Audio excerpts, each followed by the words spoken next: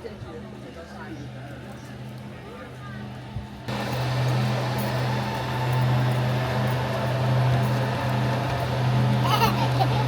we don't have enough money for that one.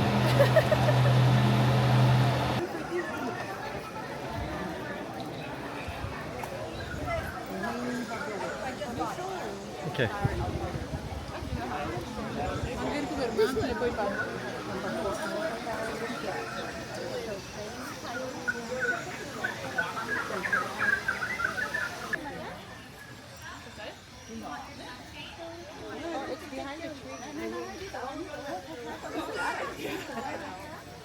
At some point I'm like,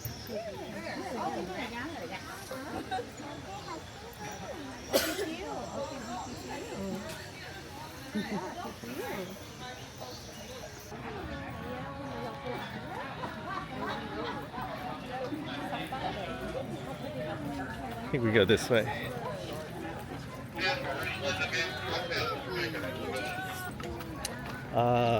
This way. Can we go to the Africa one? Yeah, Africa Tram. Tram first.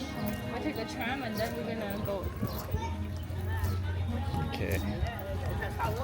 Continue.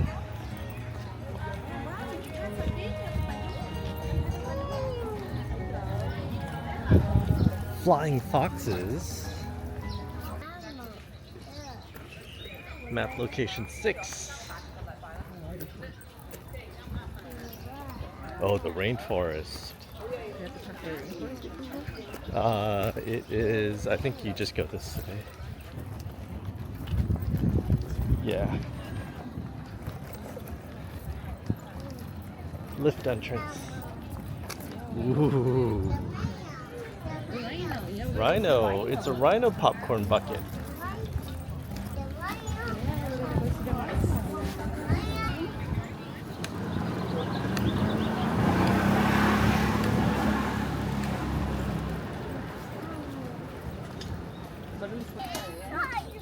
Oh, this is the line.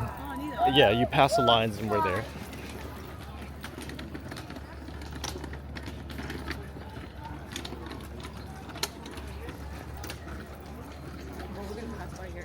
Yep, we'll come back. It was pointing that way, so you say we could go this way. This way.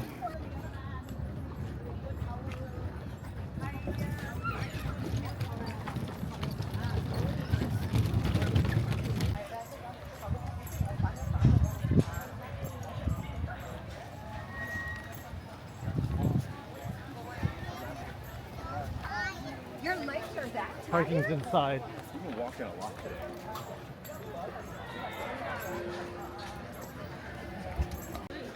Yeah. Okay. You guys can go first. Yeah, we have a big party, so. Oh, okay.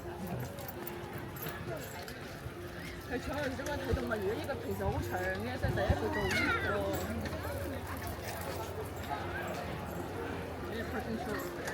個。Okay. We waited all the way out here last time. Yeah. And that was like on a decently slow day, I think. So this is pretty good. Yep.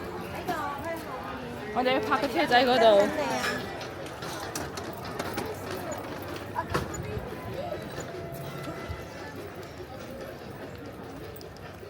You were saying how you like this plant.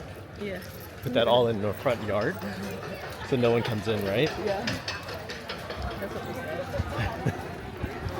Are you want a picture? I don't want a picture. Nah, no.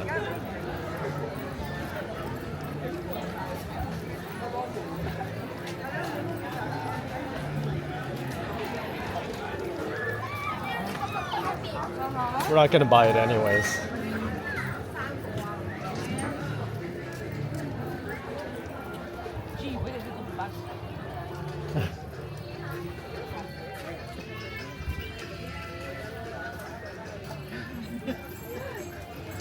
You should have just opened that.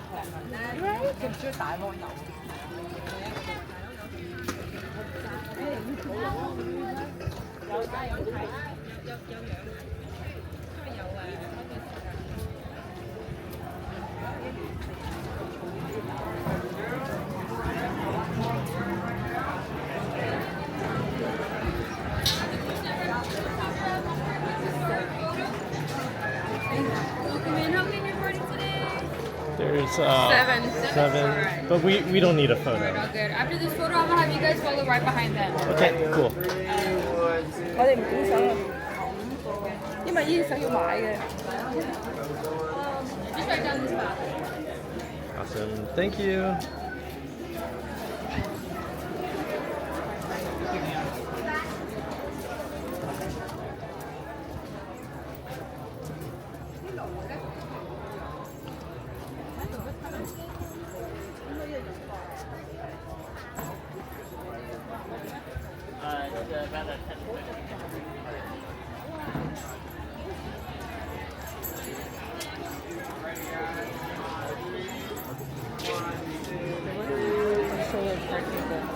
Up in the front. You wanna go first? Tell them because we have to go Yeah. first. Okay. How many is left? 7? You guys check out right here first. Okay. 7.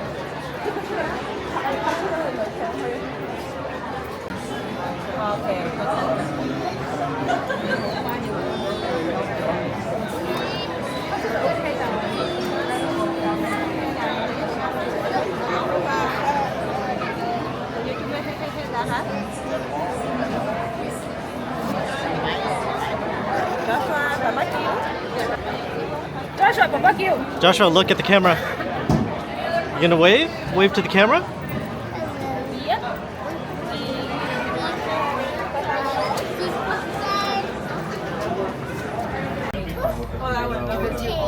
I just want something. I know. I'm never gonna buy something. Not. Parents, welcome aboard the Tram. You can hear my voice ring sure. Ooh, I don't see any hands up there. If you can hear me, raise your hands high in the air. All right, very good. Now, if the volume is too quiet for anyone, can you raise your hands? Too quiet? All right, how about too loud? If it's just right, go ahead and give me a thumbs up. Perfect. Go ahead and gently jiggle your doors on both the left and the right hand side just to make sure these doors are properly latched closed. We're going to make sure we're not leaning against or sitting on top of the doors. They're only latched. They're not locked, so they're not going to support your weight. And that goes for all of our kids on board. I don't want to lose any of you in the next 25 minutes. Now, in the case of a medical emergency, if you need my assistance, those of you that are in the middle in the last trailer, I want you to take a look up at the ceiling. You're looking for yellow emergency strips. They're running on either side of the ceiling. You're going to press and hold the strip. It'll send a tow to me. I'll come back and assist you. But if any of you happen to drop personal items out of the tram, they are important, but they're not an emergency. Just remember where the items drop. Let me know at the end of the tour, and we'll send someone out at a later time to get those items. Those of you that are up front with me, you don't have emergency strips, but you do have your hands. Just give me a wave in my rearview mirror. Stop for the glass is right behind you, and I will be able to assist you. And then make sure we all stay seated while the tram is in motion. Once we come to a stop, you can stand up, take pictures. But once we start moving again, that's tricky to take your seats once again. But on the right-hand side, underneath the shade of our bush with those beautiful orange flowers, we've got a mom cheetah and her 4 baby boys. Just look at the shadowing. You can see her. Yeah, see how well that camouflage works? Now this mom gave birth to these babies back in January 24th. So these boys are less than 6 months of age. Now she was pregnant for 3 months and gave birth to babies that were less than a pound, about 400 milligrams. Now even though these boys are less than 6 months of age, do you think they're eating meat already? Yes they are. They are eating meat, and they are also still nursing. Now Mom in total is going to be taking care of these babies for roughly about 18 months. Now these cheetah babies, they do have the spotted coat, that is cryptic coloration, helping them to blend in with the shadows of the savanna grasses. But they also have the addition of a mantle, a gray rough fur on their back and their head that is going to help them create the illusion that they look like a honey badger. Badgers, they're very fierce. Now what's another species that has cryptic coloration? A giraffe. Giraffe have their spotted coat to help them blend in with the shadows of trees. But also the babies are going to blend in with the shadows of lower lying vegetation, bushes, and shrubs because they spend a lot of time lying down. Because just like our babies, they need to rest so that they're able to grow. And what's really incredible is how quickly these babies grow the first week of life. Now we do have 3 baby giraffe on that left-hand side. They are 6 months, 5 months, and 4 months of age.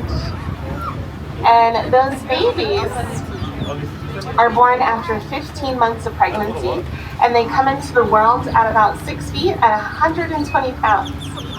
Now within the first week of life, those babies will grow a couple of inches every single day. They can actually grow about 10 inches within that first week of life, and most of the growth will occur in their necks. That eventually will be 6 feet in length. Now that 6 feet is taller than the flamingos that were on the right-hand side, although those flamingos are the tallest of the flamingo species, standing at about 4 to 5 feet in height, and weighing in at 9 pounds, which makes them the heaviest of the flamingo species as well. Now flamingos are always found in a large flock that is known as a flamboyance, and they are able to use that flamboyance for safety in number.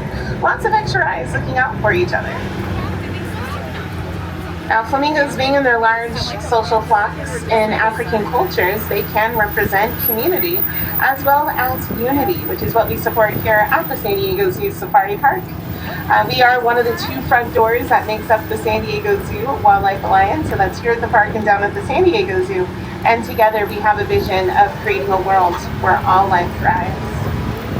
And when you made a choice to visit us today, you decided to join and support this vision because you purchased admission tickets and memberships and any other items that you choose to purchase. These are all donations, no pressure.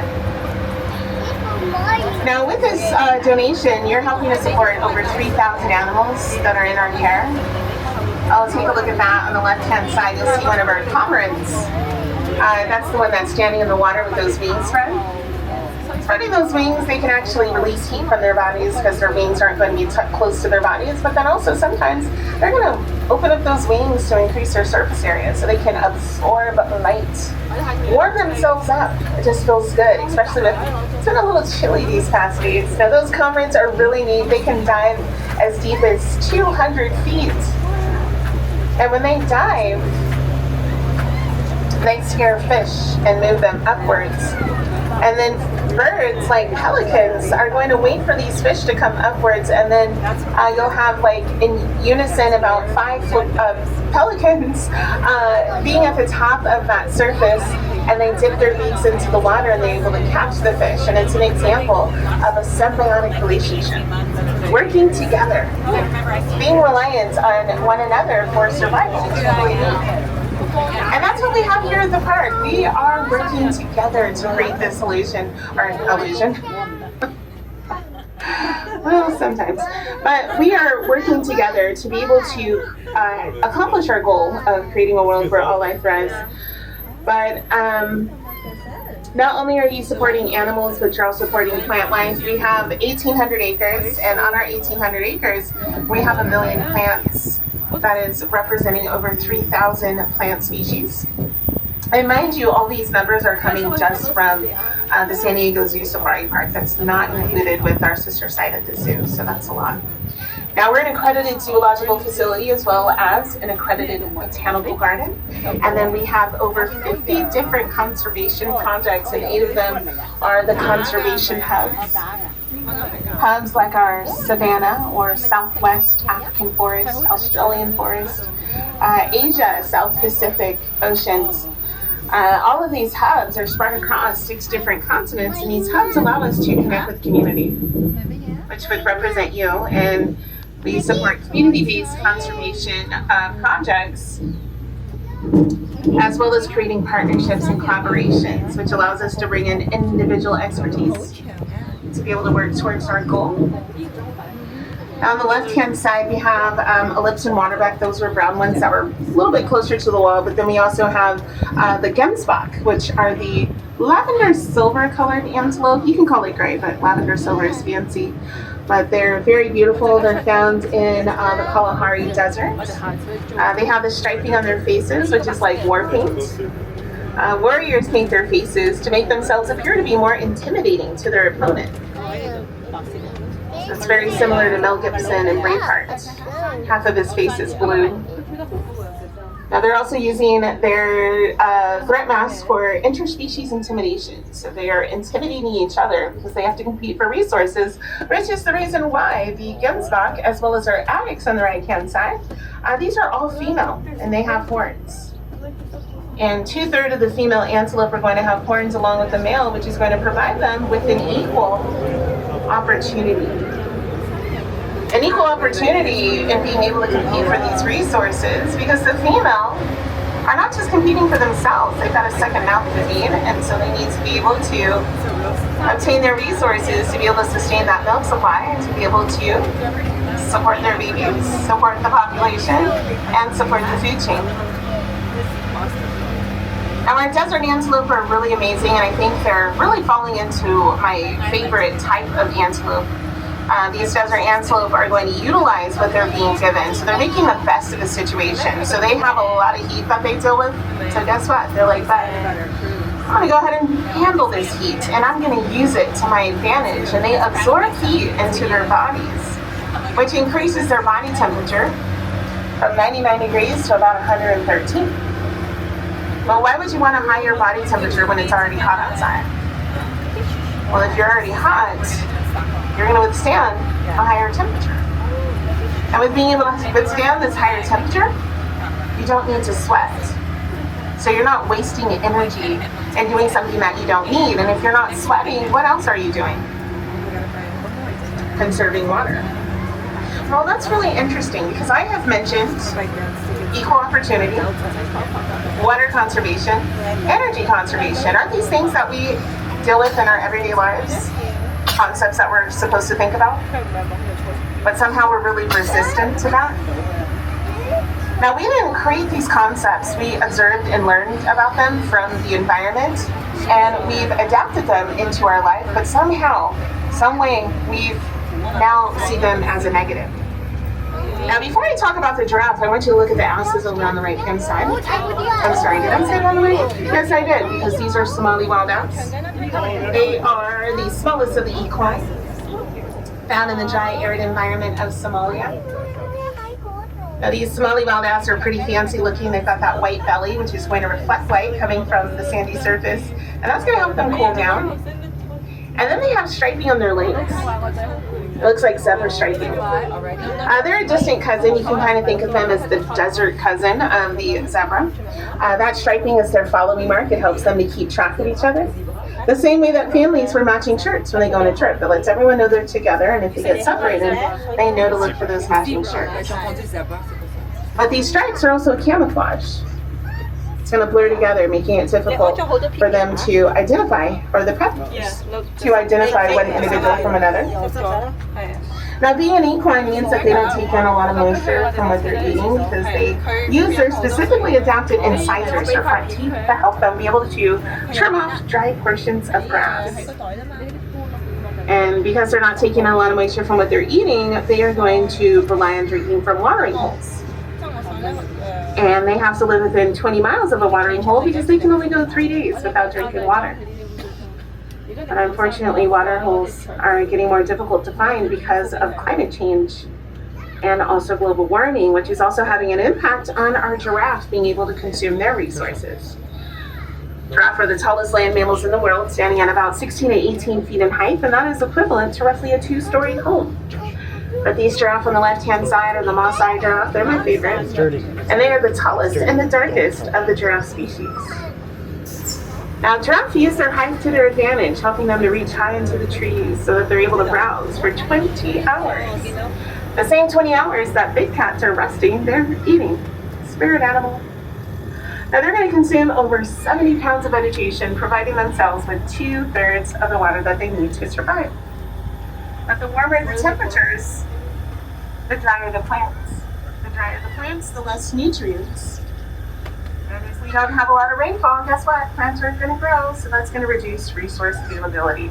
Now, I forgot to give you a heads up when we started the tour, but we are heading into a quiet zone, so I'm going to have to turn off my mic. And I'm asking that you keep your voices off as well, because we are going to help wildlife get acclimated to their new environment.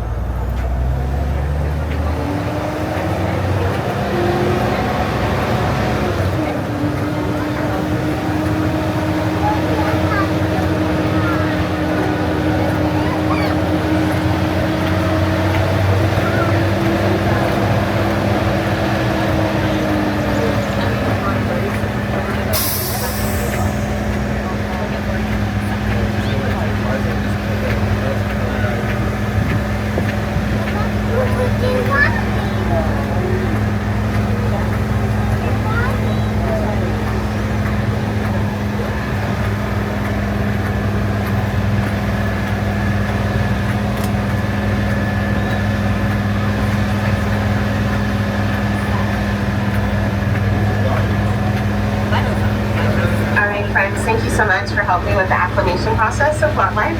Raise your hands if you saw the giraffe.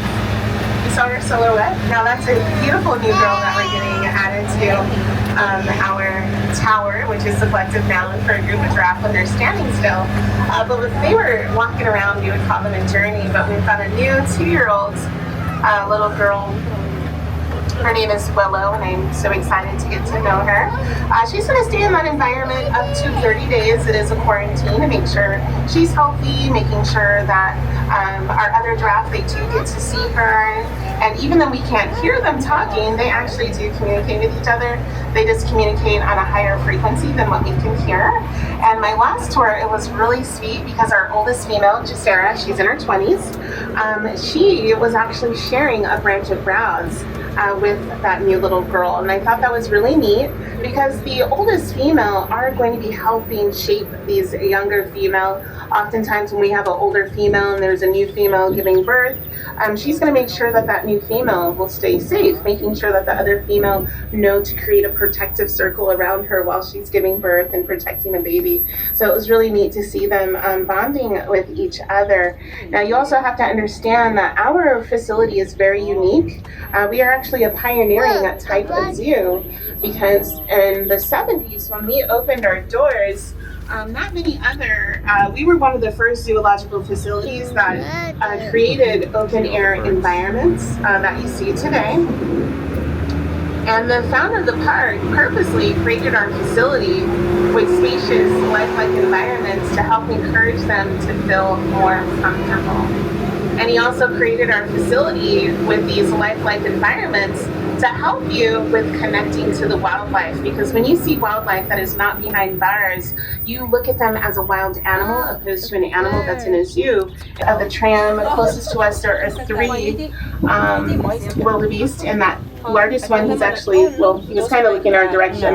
That's the male, and he's sitting on 2 of our ladies. And then he said, baby, like. Now, wildebeest is Afrikaans for wild beast, and that is due to their beastly appearance. Now, most of the names that we know of wildlife is actually coming from Afrikaans, and then oftentimes we don't even know that they do have another name that is coming from an African language, and for the wildebeest, that is going to be Gnu, G-N-U. Now, in African folklore, it is acknowledging that wildebeest look different, and the reason given is that wildebeest are created from different parts that are left over from other species. And so they have the horns of a buffalo, and anytime you see wildlife with hook-shaped horns, that is communicating to you that they thrive in a very large herd.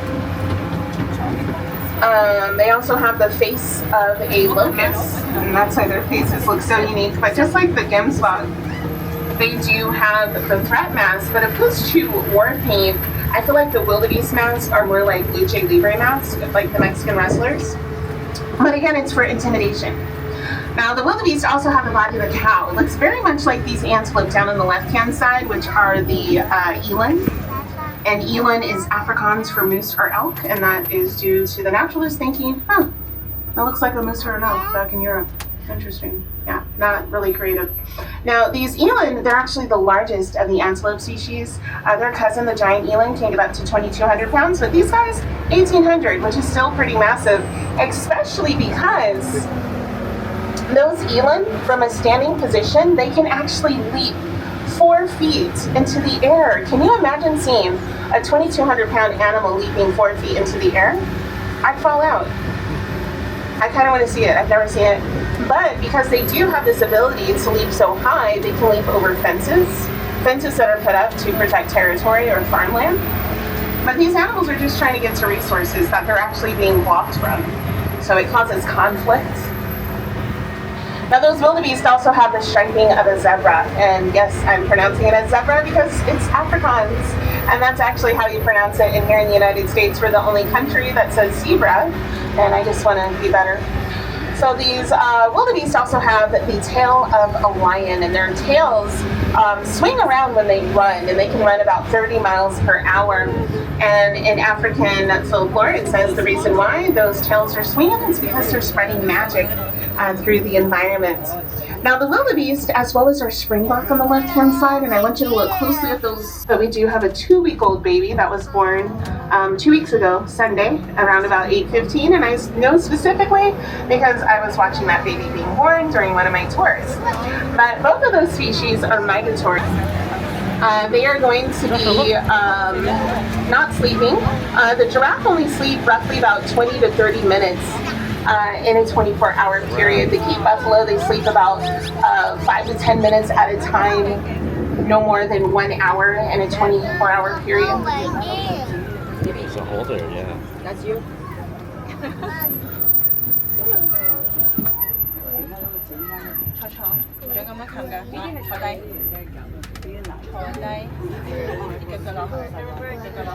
Now these are a common giraffe on the right-hand side, and giraffe, they do have their spotted coat for camouflage, but their spotted coat is also going to help them with controlling their body temperature. So these spots are dark in color, and remember, dark absorbs, and these spots are also known as dapples, and they are going to absorb light into these spots, and if we look at giraffe under thermal imaging, they are going to be glowing bright red. Now these spots also have more sweat glands than the lighter areas of their coat. And they also have the ability to change the direction of their blood. So they can change the direction by pushing the warm blood to the outer edges of the spots. Now this is going to be beneficial because when the wind blows around their bodies, it creates an evaporation, which is then going to help cool them down. Now remember, they're consuming 2/3 of the water that they need just from what they're eating. And then when they take a drink of water, which they'll do probably about every couple of days, they can consume about 20 gallons of water. Now, if they need to, during times of drought, they can go about 21 days without drinking water. But just because they can doesn't mean that they want to, doesn't mean that it doesn't cause them stress. And these days, drought is occurring a lot more often, and it's lasting way longer than it used to, which is forcing them to their limits a lot more often. And that's just not healthy. Now, down on the right-hand side, we have our crash. Now, crash is the collective noun for a group of southern white rhinos. Now, the ones that are all clumped together, those are female. And then the one that is to the left of them, who is facing in the same direction, that is our male. His name is Moose. Everybody say hi, Moose. You can say hi. Southern white rhinos have amazing hearing. They can actually hear what I'm saying before I even get it out of my mouth, because they can hear about a football field's distance away. That's like over a mile. And Moose is our new breeding male. He's been with us in habitat for about a month now. And they've really accepted him because look at how close he's lying to them. Now our other male, Buwana, if you guys are frequent flyers here, you would often see the girls with their tails curled up really tight, and they would be charging him because they didn't like him. But I think it's because Moose is 7.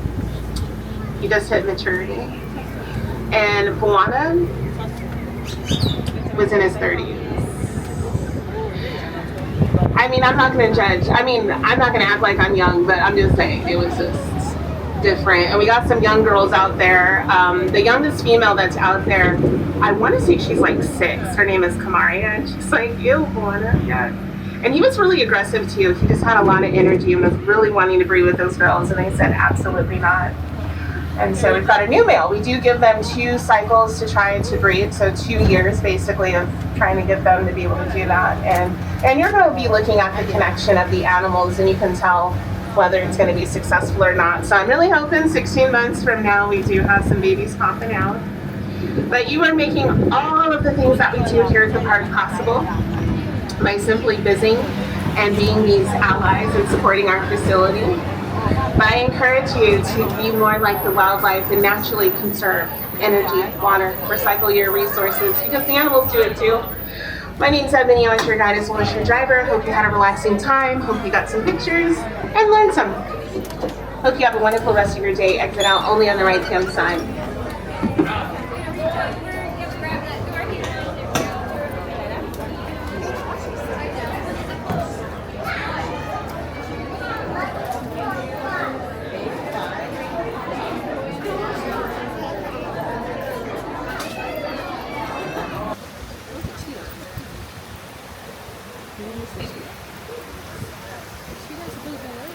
It's on the other side.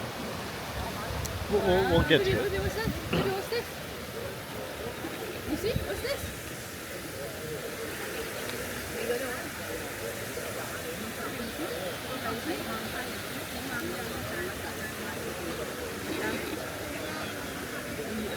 Wow.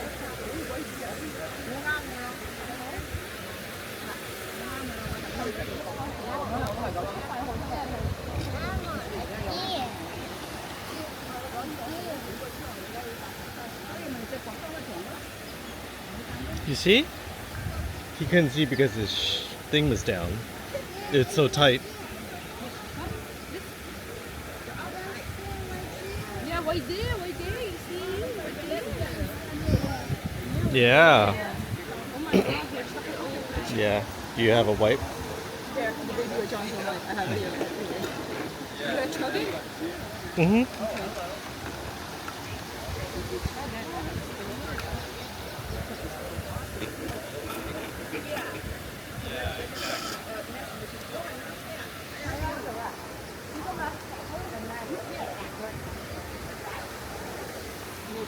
We can move from this area. Yeah.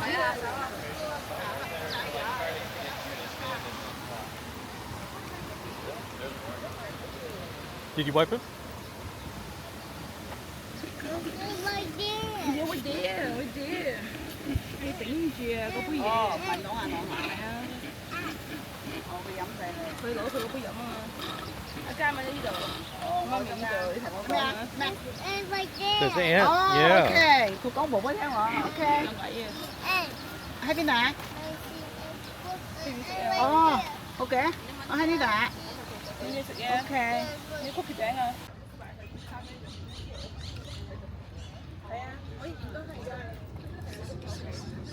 Some birds. Yeah.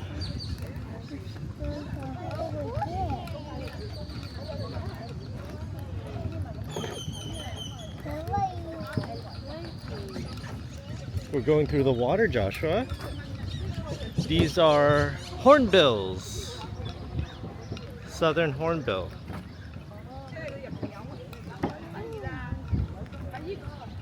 Oh, there's one right there. Hornbill.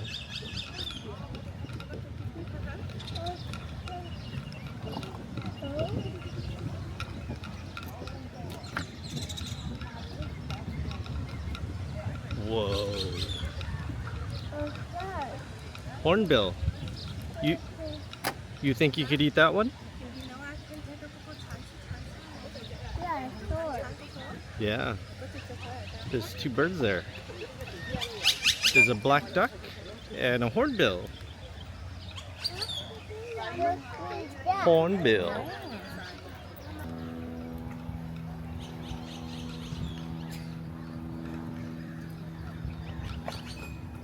Let's go that way. Go that way? Oh, let's go this way.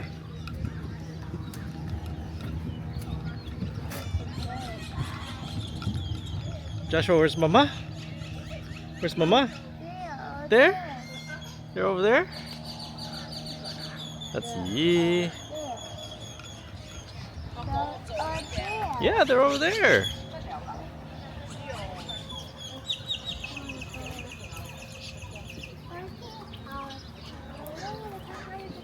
look at the small birds. See the small bird? You want to see?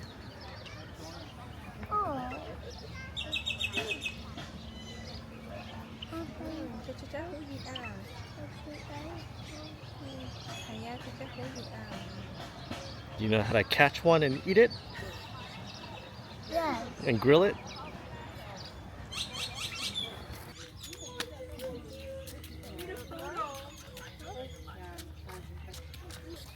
Kiki, hả phải nhập đây. Đúng.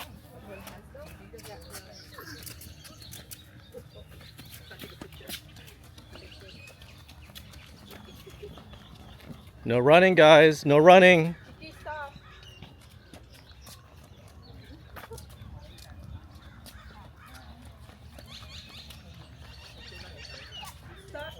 Savannah and Southwest.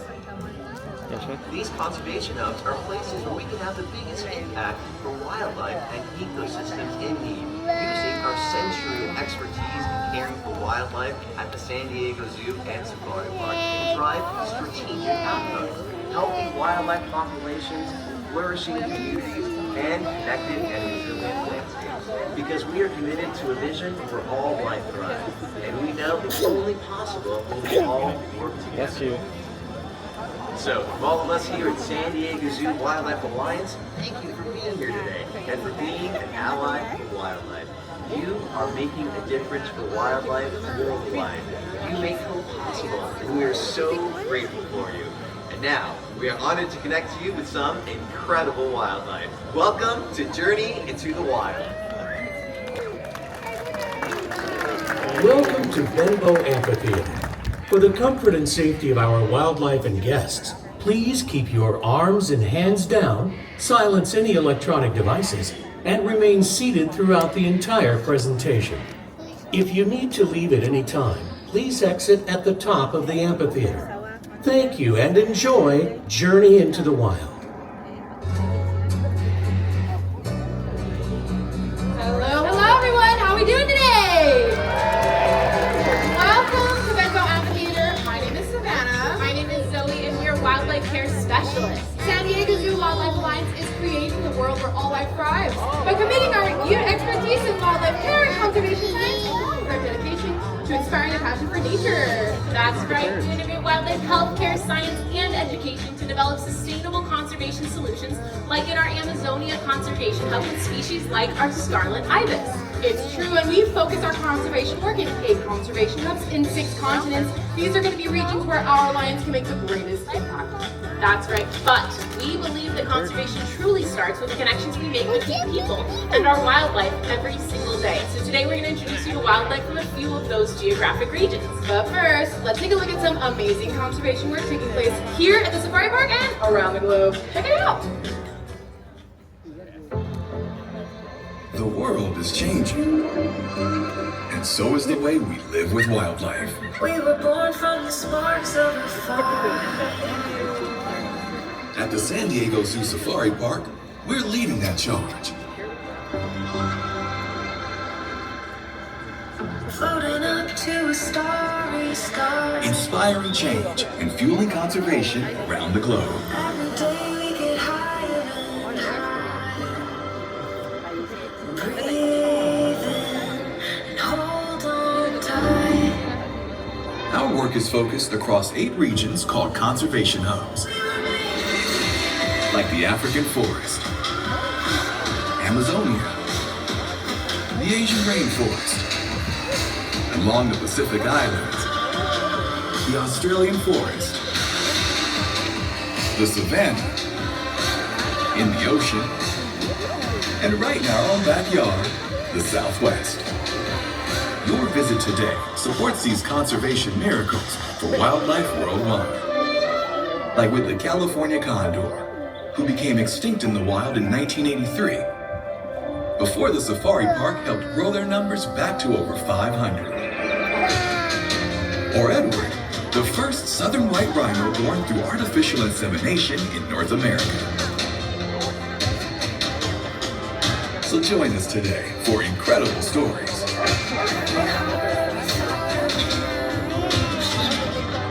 Meet some of your favorite animals as we journey into the wild.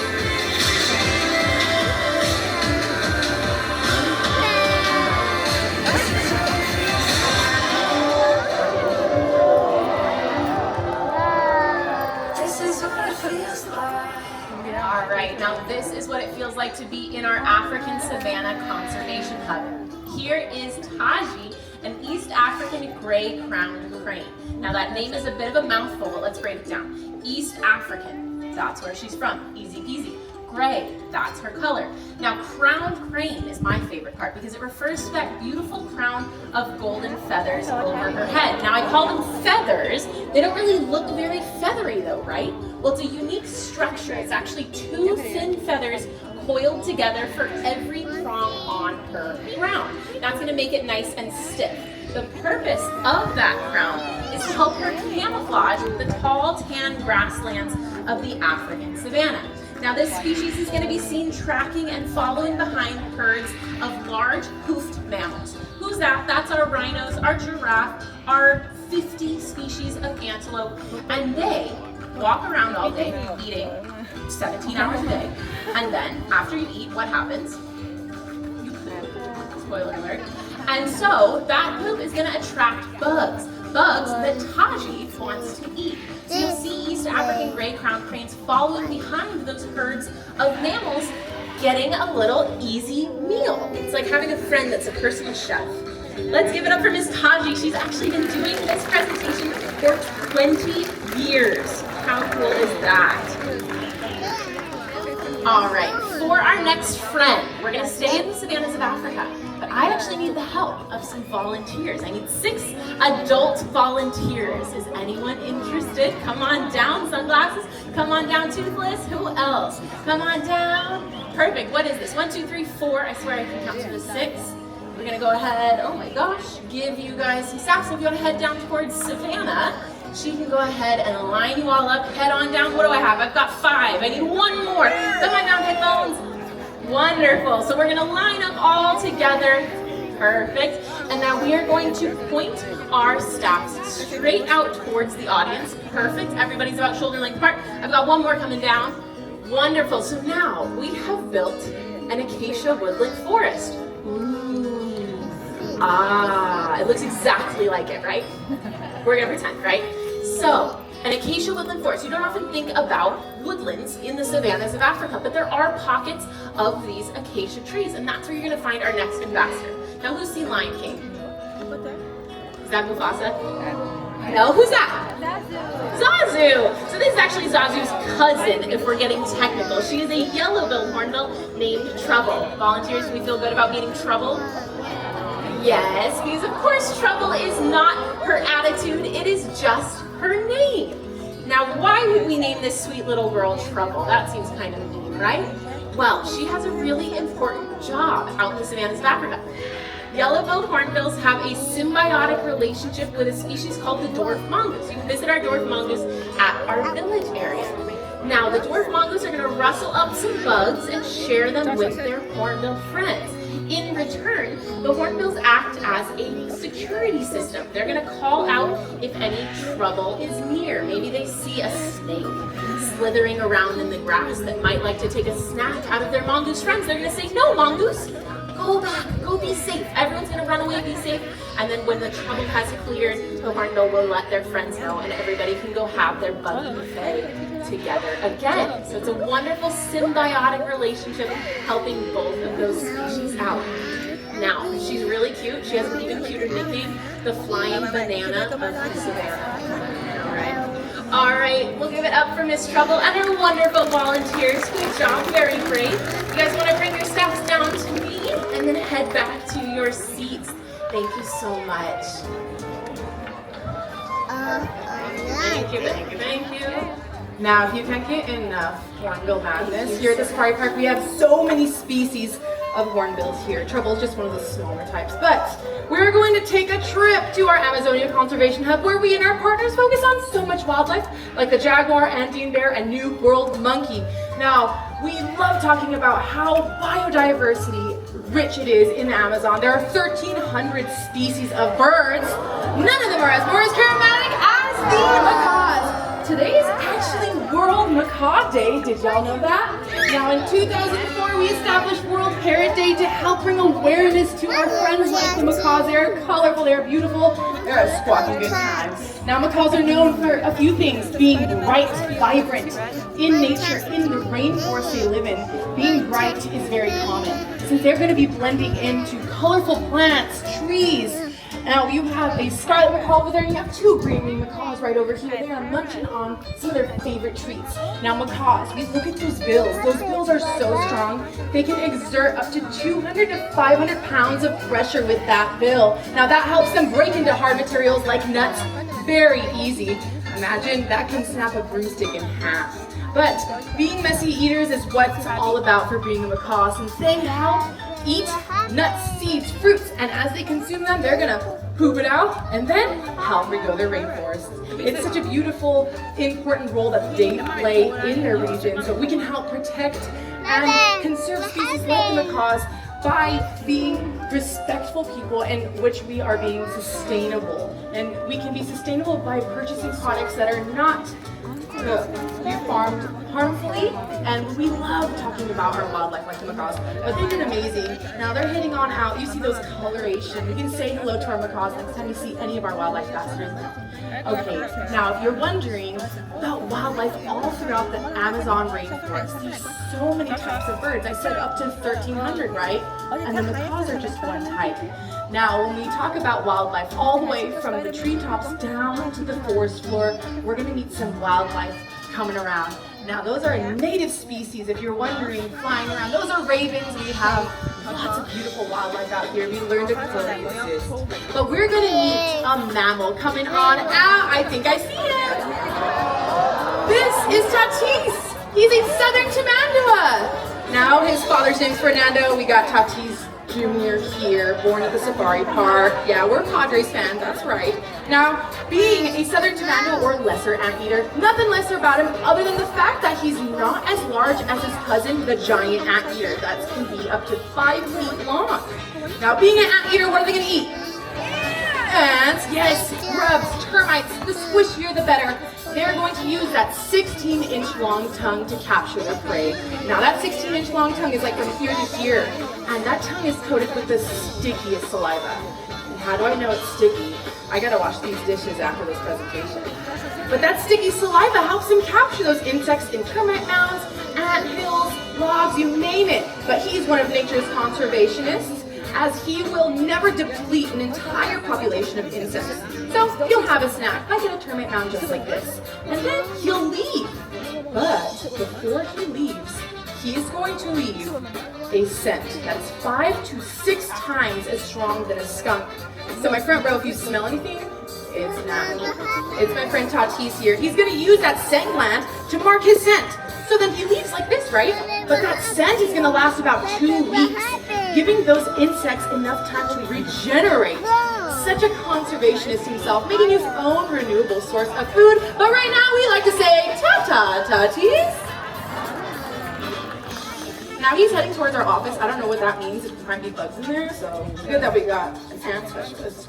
But like I said, I love the Amazon region because we are going to meet our next friend coming on out, who's another iconic species of the Amazon, as they are known to be on the front of a cereal box. Anybody have any guesses?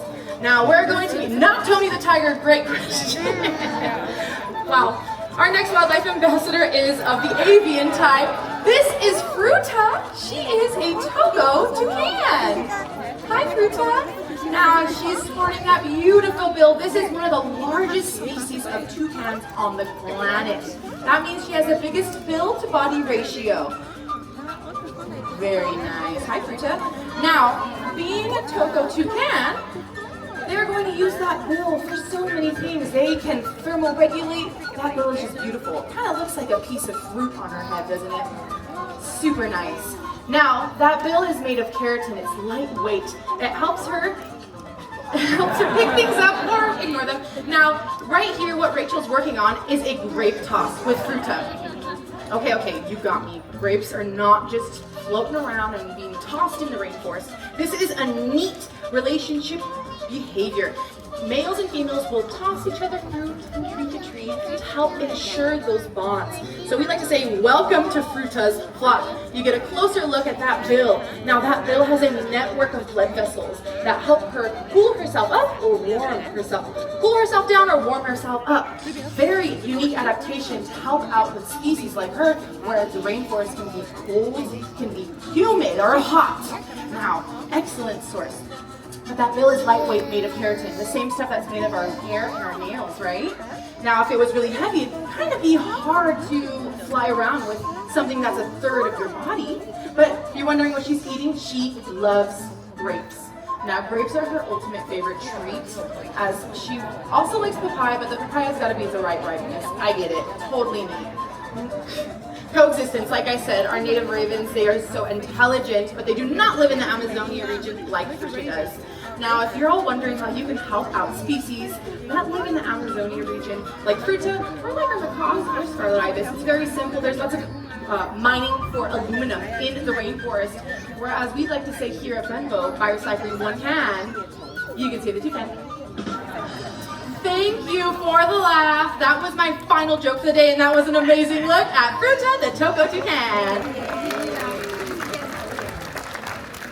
Okay, shifting gears just a little bit, we are going to take our journey to the southwest, which is right here in our backyard.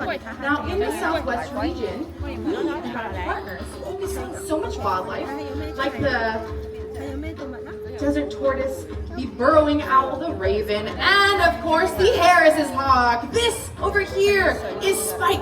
Spike is a Harris's hawk. Now, Harris hawks are desert-dwelling hawks. They are very unique in the way that they will hunt in groups, coining them the nickname, the wolves of the sky. Really neat, right? So working together in groups, they will live in 4 to 6 groups of birds, whereas the female will be the matriarch leader. Now they're so neat. Usually hawks were known to be territorial. They do not want to work together, but the Harris hawks living in the deserts, where the resources can be slim to none, they will work together and hunt down food as large as a fully grown turkey. Thank you, Austin. Now, I like talking about how aerodynamic the Harris hawks are, because they have to be able to fly in turbulent desert winds. But unfortunately, the Harris hawks, we do not see them along areas that do not have the saguaro cactus. Now, in areas like New Mexico and Texas, you'll see the saguaro cactuses where they are very abundant and they'll stack on. Very beautiful. We can help species like the Harris hawk by being respectful when we go to our national parks. That was an amazing look at Spike the Harris's hawk. He is such a good flyer. I love watching him zip all around. Now, we are going to talk about a species from the Southwest, but meet a species from the Amazon. Now, why are we doing that? Well, you guys heard a little earlier, we had kind of some pretty cool success with a species called the California condor. Remember that? Yeah, well, back in the 80s, there were only about 20 individuals in their natural habitat. That qualifies them as functionally extinct. But because of the amazing conservation work done right here at the San Diego Zoo Wildlife Alliance and with our conservation partners, we have over 500 California condors flying in their native habitats today. How cool is that? Now, that would not have been possible if it wasn't for the work that we did with our Andean condors in the Amazonia conservation. This is Califia, an Andean condor. Take in this 10-foot wingspan as she flies down. Absolutely gorgeous. The biggest wingspan you're going to find here at Benbow Amphitheater. Now, because we had been successful in caring for and breeding Andean condors, that's what gave us the confidence to take on the challenge of the California condor. And it was a huge success. So thank you to Califia and all of our Andean condors for all of our knowledge. Now, where are we going next?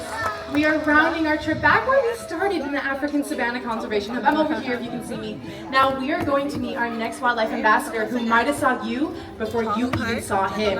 As we're going to meet another raptor species, one of the largest species of owls in the continent of Africa. Please welcome in Hinkley, the Milky Eagle Owl. Very interesting name, Milky Eagle Owl. Not because he's half eagle, half owl, but because of his pure size. Now milky, due to the color of the pale milky colors on his eyelids. Now Hinkley here has some unique adaptations on this next flight. Let's see if we can hear anything as we swing over, okay? Ready?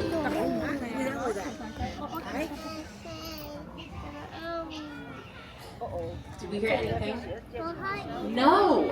We've got a lot of birds today, and all of them made noise. And then all of a sudden, we've got Hinkley flying over as an owl, and it is a silent flight. Now that is a really cool superpower for this species. How do they do it? Well, if you hold your hand up with your fingers zipped together, this is Fruta's feather. Wave it next to your ear, and you hear a lot of wind.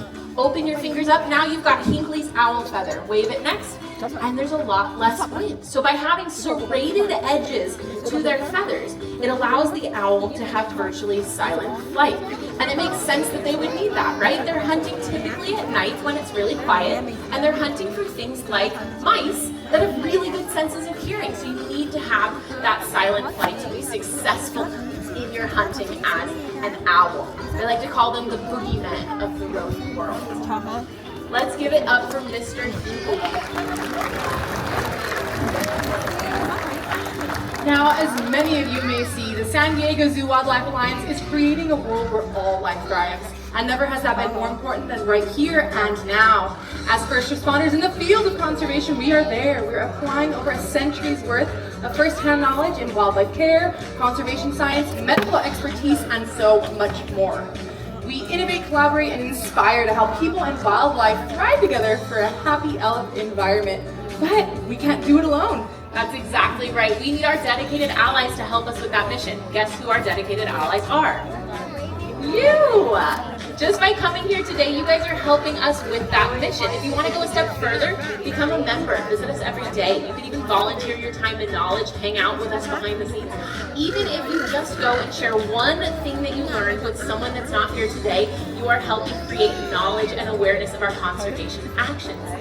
No matter what you do, your support really does make a world of difference. Around here, we like to say, when wildlife thrives, all life thrives. Thank you so much for coming out to the San Diego Zoo Safari Park. Have an amazing rest of your day. Bye-bye.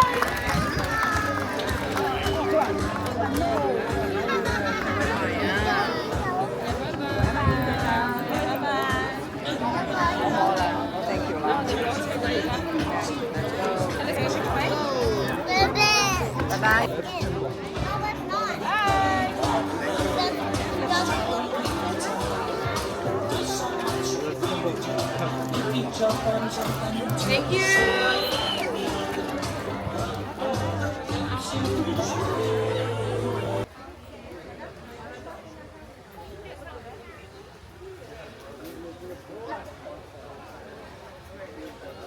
Right here.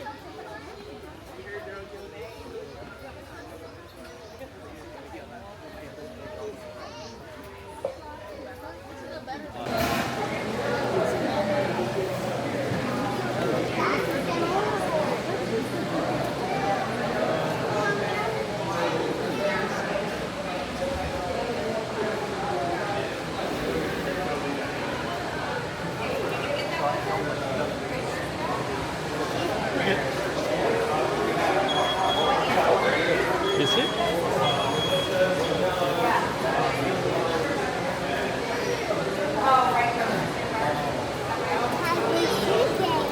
You're sleeping, yeah.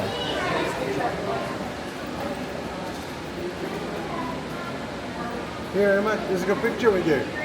What's your name? Okay. I'll go real quick